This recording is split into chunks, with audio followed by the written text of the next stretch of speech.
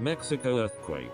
5.4 magnitude tremor hits near holiday hotspot. Mexico was struck by the 5.4 magnitude earthquake in the Gulf of Tehuantepec, close to the cities of Pajijiapan and Tapachula. The Pacific Tsunami Warning Center has not yet issued any advice. The U.S. Geological Society said the earthquake struck at a depth of 6.2 miles at 10:20 a.m. BST.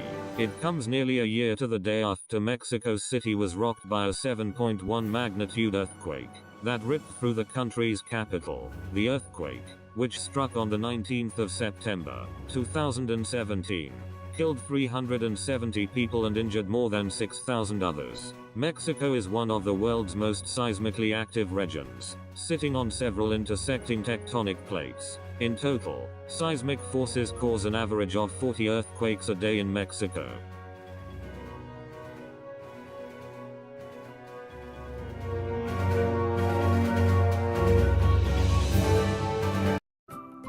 Thank you for watching. Please subscribe to us on YouTube. If you like, donate to us, visit home on the page PayPal.